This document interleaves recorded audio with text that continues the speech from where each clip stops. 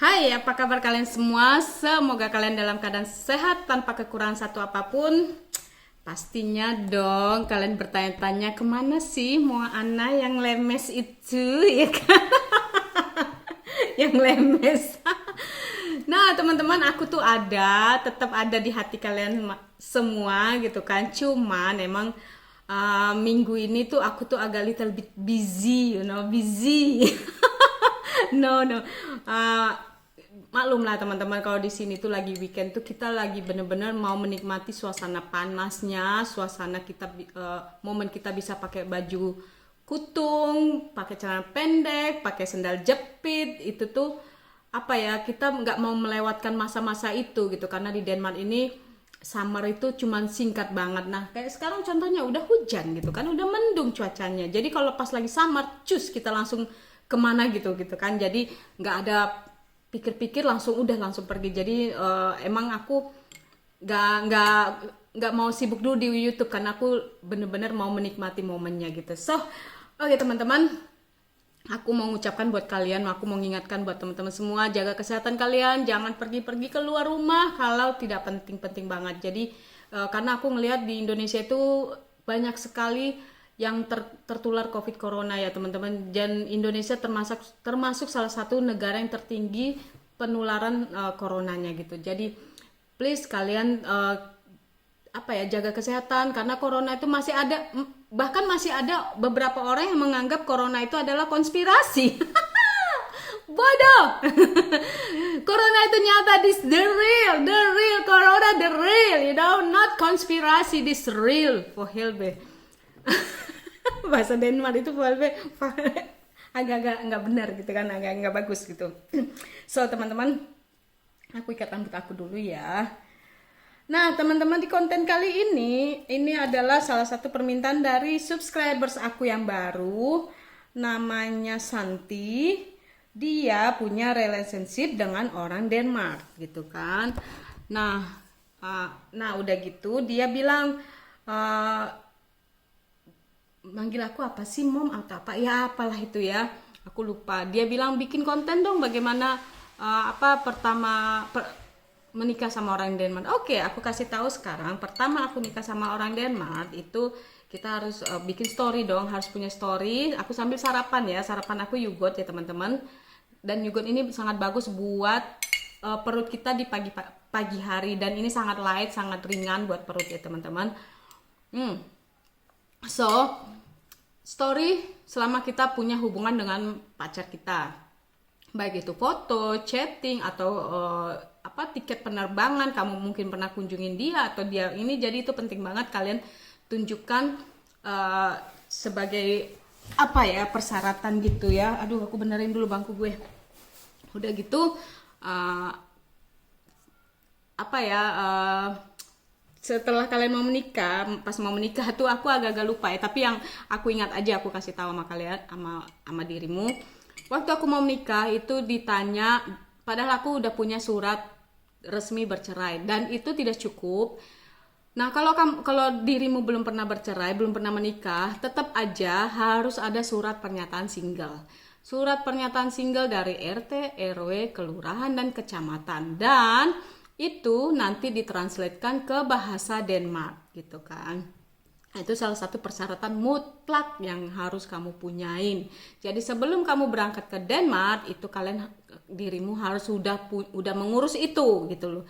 Kalau aku dulu kan aku nggak ada prepare sama sekali. Untung keluargaku bisa mengurus itu, tapi kan nggak gampang. Lebih gampang lagi kalau dirimu sendiri yang ngurus pas masih ada di Indonesia, seperti itu ya kan. Persoalan nanti ditranslate ke bahasa Denmark ya, nanti di sini juga bisa, karena orang komunnya pasti akan membantu. Nah, setelah kamu menikah, belum. Persyaratan yang lainnya adalah deposit. Nah, deposit itu biasanya suami kamu yang akan ngurusnya. Itu dia akan ada persepakatan dengan bank lah ya. Di zaman aku deposit itu sekitar 100 juta. Kalau sekarang, karena aku baru ada teman juga baru pindah ke sini, dia depositnya udah naik jadi 200 juta gitu kan.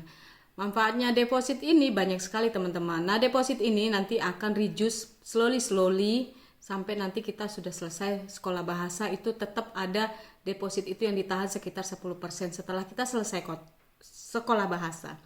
Nah, setelah kamu nanti nikah, oke, selesai nih ceritanya kamu nikah. Pertama, kamu harus sekolah bahasa gitu kan. Sekolah bahasa Denmark itu wajib, sangat wajib banget.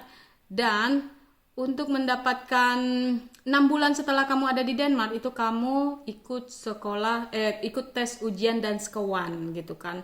Itu penting banget. Aku nggak tahu di Faroe Island seperti itu juga apa enggak ya, tapi kayaknya sama karena itu kan masih Denmark juga gitu. Nah, itu ikut ujian dan skewan itu pertanyaan sih gampang-gampang banget karena dirimu bisa lihat di ini ya, buka linknya nanti.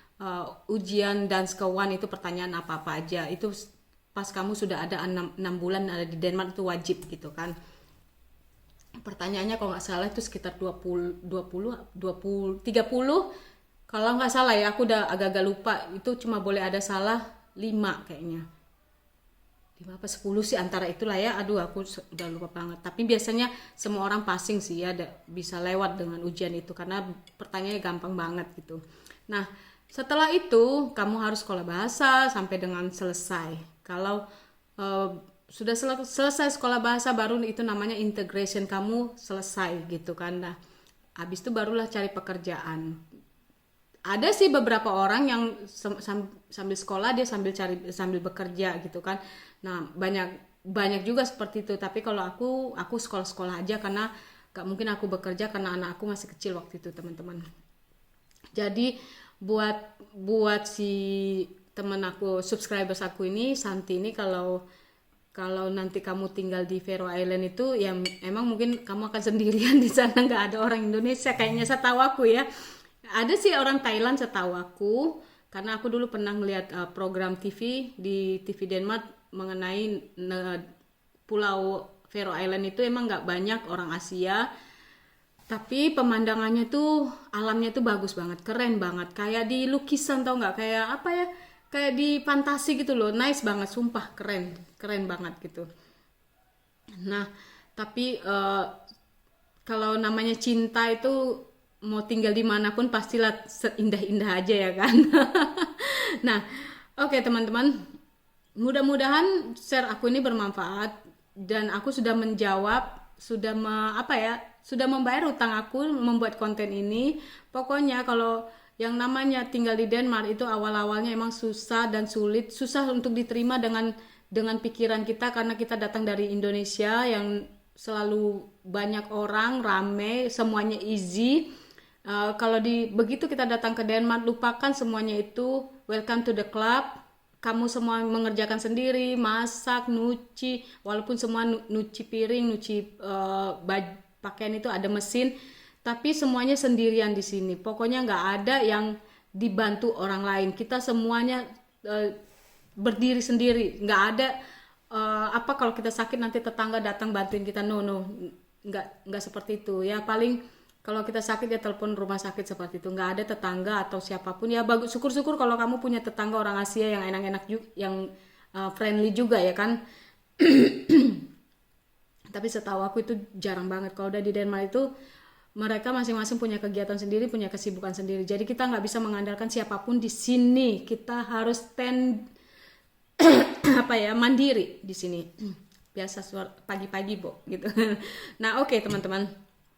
Buat teman-teman yang sekarang ada pacaran atau punya relationship sama orang Denmark atau dengan orang Eropa yang lain, mungkin hampir-hampir sama persyaratannya, teman-teman. Jadi jangan shock, jangan kaget pada saat pertama kalian ada dibawa ke negaranya, dan itu emang berbanding terbalik dengan negara kita dari kultur, dari kultur budaya sama ya, dari pola pikir pertama itu juga berbeda banget. Jadi kalian harus ready untuk menghadapi itu semua. Nah, oke teman-teman, segitu dulu video aku kali ini. Semoga bermanfaat. Thank you for watching. So see you next video. Bye. Aku makan dulu.